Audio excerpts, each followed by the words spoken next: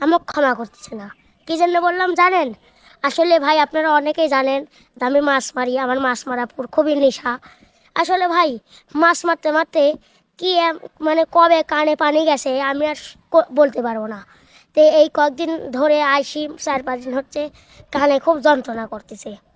তো কানে খুব যন্ত্রণা করতেছে। এখন আমার গরিব মানুষের চাইতে সমস্যা ভাই। কারণ একবার গেছিলাম বল খেলতে, তা পাটা ভাঙে গেছিলো। তারপরে আবার খেলতে গিয়ে হাতটা ভাঙে গেছিলো। এখন আবার কানে সমস্যা হয়েছে। এখন আবার কি হবে জানি না ভাই।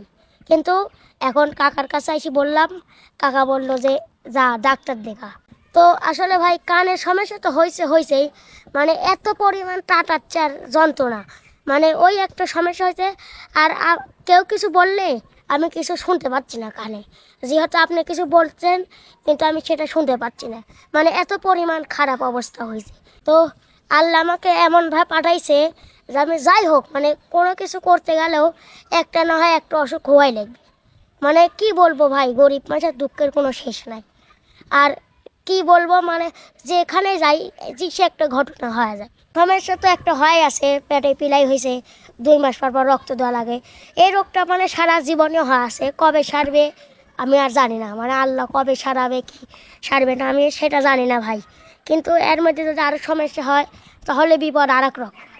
কারণ প্রতি মাসে রক্ত দেওয়া লাগে, রক্তের জন্য মানুষের হাত পা ধরা লাগে, এবং এই সমস্যাটাও কবে ভালো হবে সেটা আল্লাহ জানে।